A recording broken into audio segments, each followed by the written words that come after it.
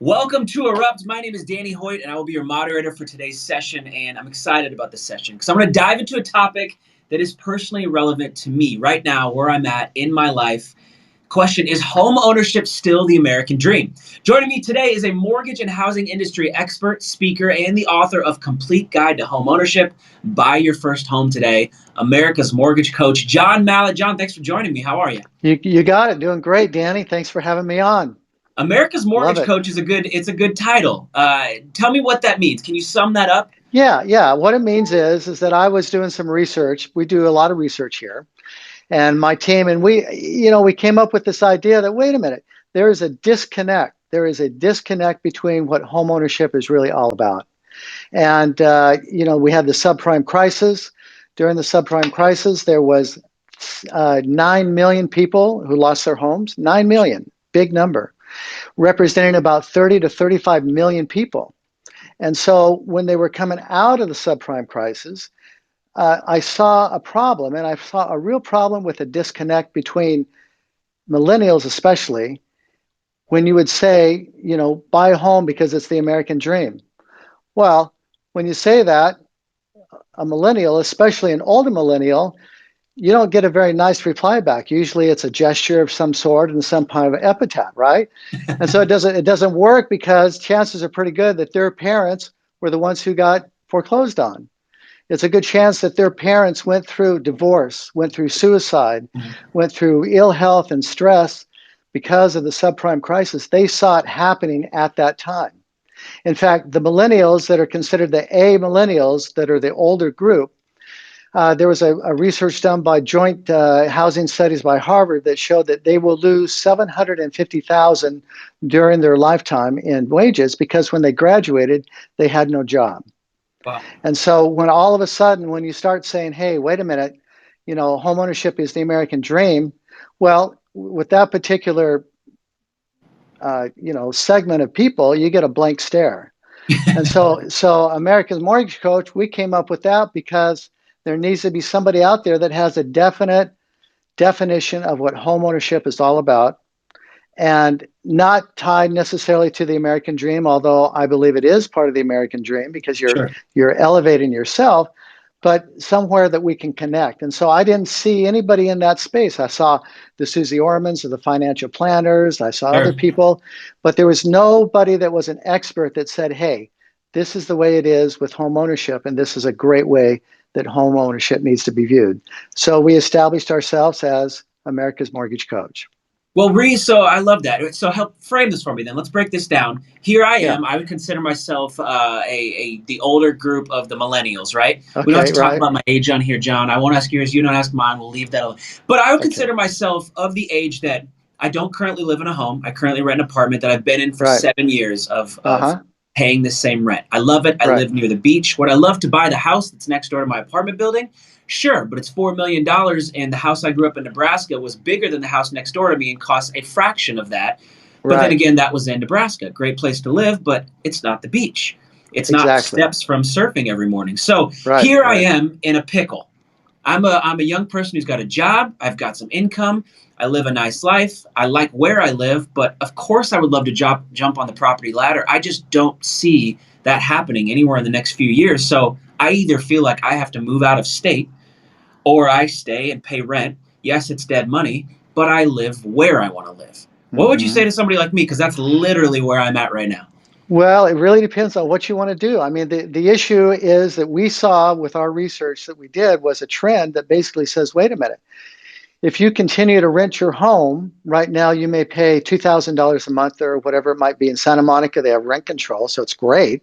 I mean, the rents are fantastic. Well, at some point, whether it's here or somewhere else, that rent is going to be $7,000 to $8,000 a month. Is that what you want when you retire? And so the issue that I have that I come up with is the work that we did was say, wait a minute, renting right now is at a 50-year high. There's more people renting right now than ever in the last 50 years. Wow. And so all of the stats say 90% of people who rent want to buy. There was a certain a survey done by Fannie Mae that showed that ages 18 to 34, 70% of the respondents said, yeah, we want a home.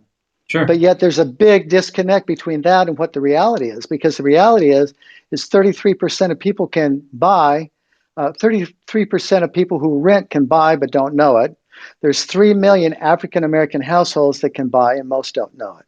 Hmm. And the issue with home ownership is that the the median net wealth of a renter is $5,000 right now in the United States. The Wow. median net wealth of a homeowner is 230,000. So it's a 46 times difference between that. Now, it's great to be able to enjoy the beach. And I say, Danny, go for it. The beach is a great place. But at some point, you've got to be able to have your living situation down to where when you retire, there's, you're going to own your home outright because you don't want payments when you retire. Now, Sure. I know that that's a long ways off, but it takes a while to pay down a house. And so, you just have to establish, well, what is it that's really important to me? We, after the pandemic, because of what we've gone through in the last 18 months, there's a really need, a yearning almost for stability. And people say, well, I like to be free. I want to be doing what I want to do, so I don't want to buy. My belief is you can have that and still have stability with ownership of a home. So home ownership is transformational. Your life is different between the time when you rent and when you buy. When you buy, your life is different. There's 50% chance less that you'll get divorced. Your children will do better in school. Children have less incidence of asthma. I Hmm. mean, there's all of this underbelly of home ownership that most people don't even realize. And so that's what we say when we say transforming lives through home Sure. ownership. Well, and I don't disagree with that. I think that sounds great and all, but as somebody who I would love to own a home, I feel like my options are work my butt off, maybe pick up a second job in order to build up enough down payment, even though I've proved I can make a consistent payment at a certain level, that if I could just get a mortgage and have a property, my payment would be relatively the same for the kind of property expense I want to buy. And I've Correct. proved I can do it consistently with no Yeah. evictions and a glowing record, except Right. I don't have a chunk of change to put down. So I Right. either feel like I have to, Danny Hoyt, move out of state somewhere else, or I just stay where I'm at and continue saving money and invest it in the stock market or cryptocurrency. Bitcoin had 302% return last year. You get Yeah. annual Yeah. average over the last nearly century is 10% in the stock market. All stats I know you know. But when I Hmm. look at the little bit of money I've been able to amass, tying it up in property, when it feels like are we at a bubble that's about to explode? I see friends paying 100, 200, a million over asking price in cities like where I live in LA and San Yeah. Francisco. Hmm. John, what do you tell me to do as my coach? Yeah. What am I It's doing? crazy. Well, I mean, and that's why you have to decide what's important to you because the next step after transforming lives through home ownership is the drive to buy. Now, the drive to buy is magic. I mean, I can't tell you the number of people that come in my office or on the phone and say, hey, they always start out with this line. They always say, I know we can't qualify. I know we Mm, can't afford this, but we were looking at houses on Sunday. We want to know whether or not we can actually qualify. 9 times out of 10, they can buy. Within 60 days, they're in a house. And that's the whole bit of it is that people think that you got to have big down payments. They think you got to have, certain great credit. The truth is that you don't. Those are myths. well, break that You, down. Like, what is that? What's the I biggest mean, biggest part of that disconnect? in your opinion, a lot of people they have 20. They got to have 20% down. You don't have to have 20% down. You can buy a $1 million home at 10% down. And there's all different ways that you can do it as long as you have the income. What is keeping us from another subprime crisis is you got to have what's called the ability to pay. And as long as you have the ability to pay what you were saying, then there's a high probability, Danny, that you can buy it, but you don't know it. So in that case, I mean, I feel like growing up in Nebraska, conservative Republican state, I watched the way my parents operated and did life and what they wanted to do for their retirement, and it seemed really simple. You Yeah, grow up and you get married, and that was kind of the picture that was painted for me growing up. yeah, And then I've relocated. I've lived in LA for 10 years, and most of the people here, that's not the picture that was painted for them, A, or B, if it right, was painted, they've painted their own picture and completely right. changed it. The American Hmm. dream of what was painted for me growing up, and my parents did a wonderful job of that, doesn't feel attainable for me and where I'm at in my life right now. Hmm. So in this current position, what kind of advice would you give to someone in that position? Do they chase that American dream? Is homeownership still the American dream? Well, I think that it is still the American dream, but you got to be able to connect with it. And you connect with it on a deeper level. You don't just say, buy a home because it's the American dream. Millennials are too smart for that. I mean, you Yeah. guys are bright, you know? And so what's going to make sense is, well, first of all, you're going to transform your life. Second of all, the drive to buy, as soon as you get the notion that you can do it, you would be amazed at what type of things. I have people, they, uh, they come up with down payments that they never thought they could come up with. And then the third one is homeownership is a sacred trust. If you take care of it, it'll take care of you. You don't use it as a bank. And that's where the coaching comes in. The coaching comes in when you're ready, I'm here. And when you're ready, you might have to give up the beach. You might not be able to do that $4 million home, but at least you're going to be doing in something to where when you make your payment, it's going to go towards the value and towards the equity of your home. So let me ask you this: like, I have multiple friends who consider themselves savvy investors because they've done well in cryptocurrency over the last few years. They've Sure, done well sure. in some hot stocks. I'm not talking just the flash in the pan GameStop and AMC, but I'm talking about being involved in Tesla, a great company that's had a great rise over the last few Oh, years. yeah, yeah. Even from the low point of last March to now, Amazon is more than double where it dropped to when COVID first hit. So I have friends who've had some extra money saved. They've invested it.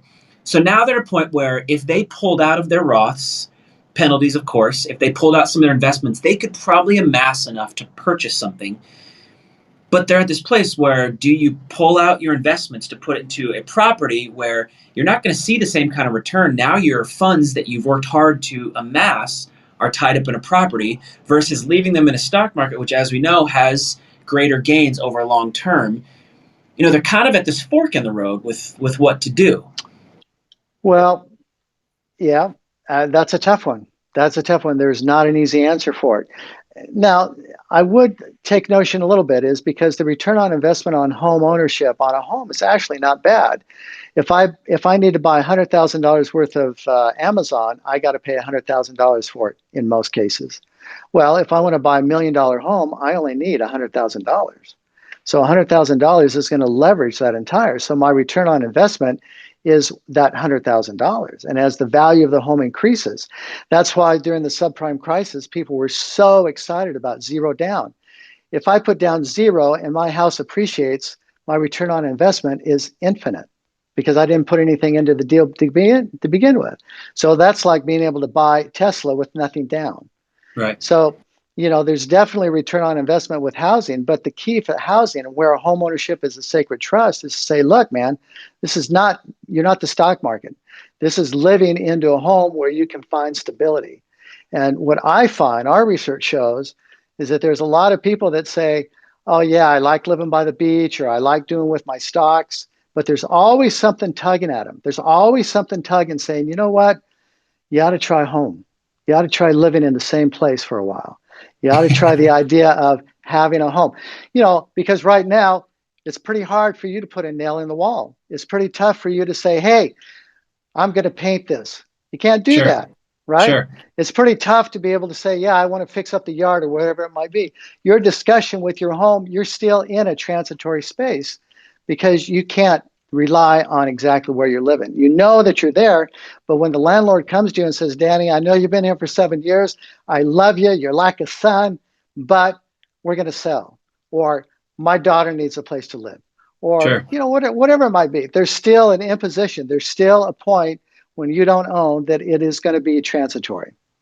So let's talk about you mentioned the subprime crisis a few times, and I think Mm-hmm. back to I remember being aware enough in 2008 of what was happening.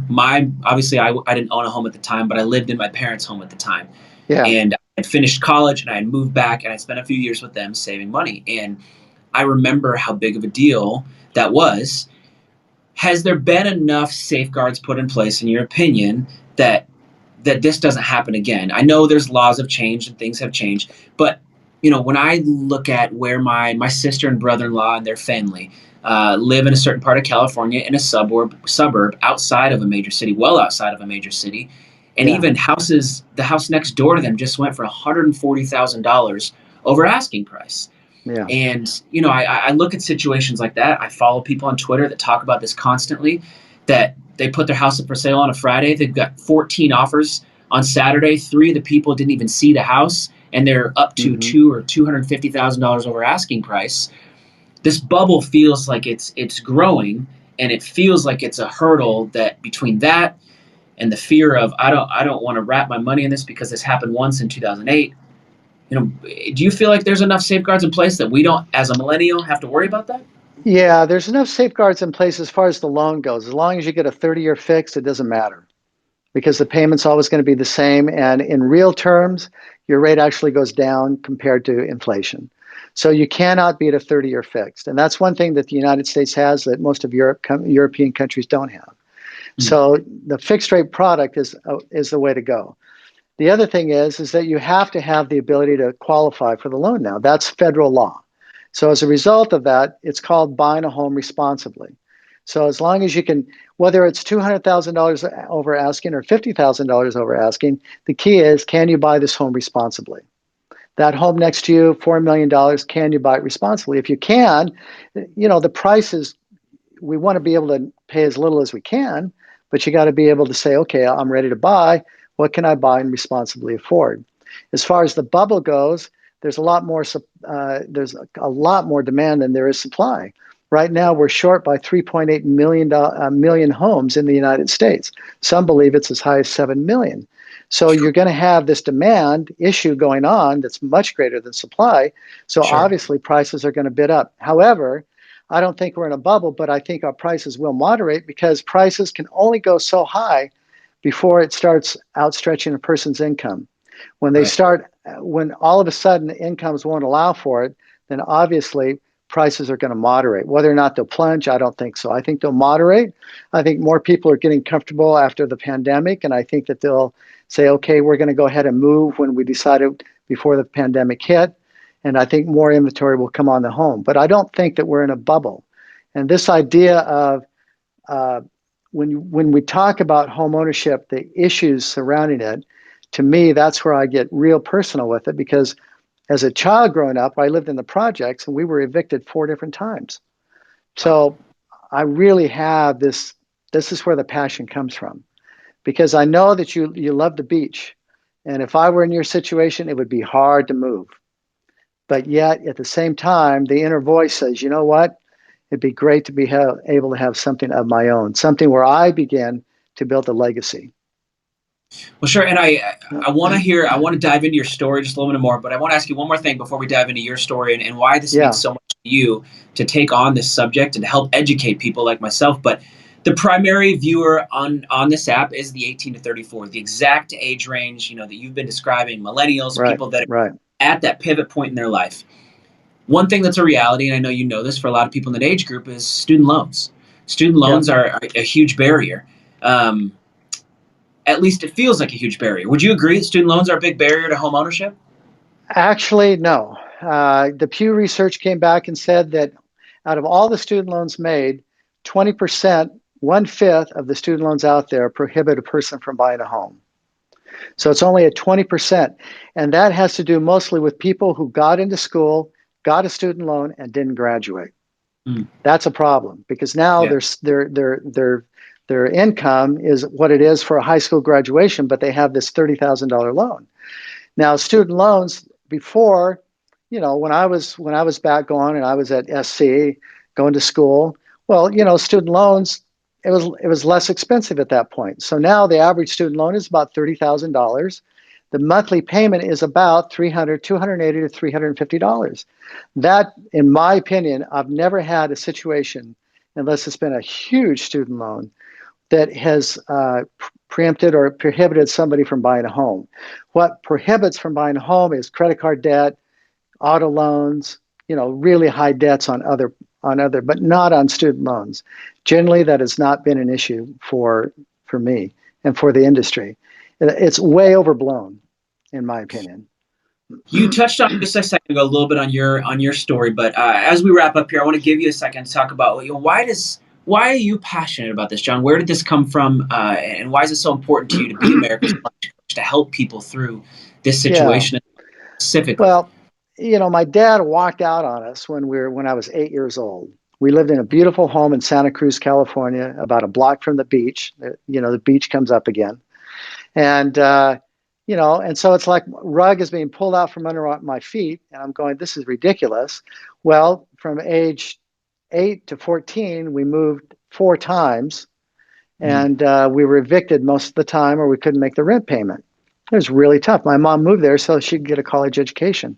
And then when I was 12 years old, going back a couple of years, she was diagnosed with multiple sclerosis. And then at age 18, she died.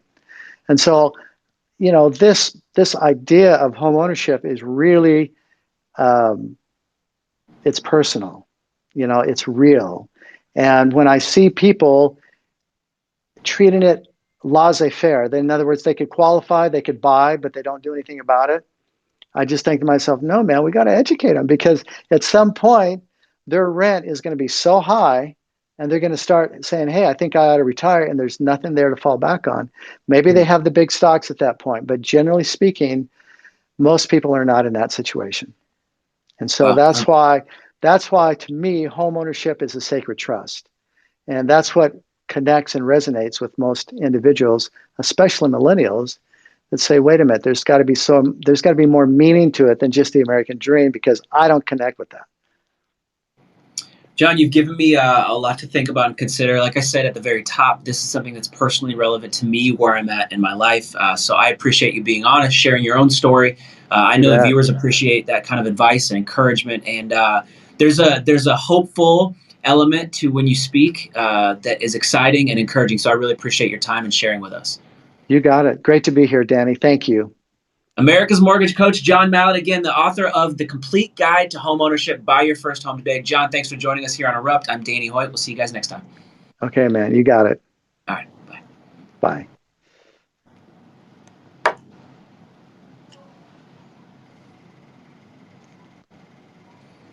All right. All right. We good? Yeah, I think we're good. Thanks so much, John. I really appreciate it, man. Great You're to meet you're you're amazing, Danny. you. Great I really interviewer. appreciate that. Thank you very You're much. okay. You got it, brother. Good luck Call to me you. if See you I can soon. help you. All Okay. right. I appreciate that.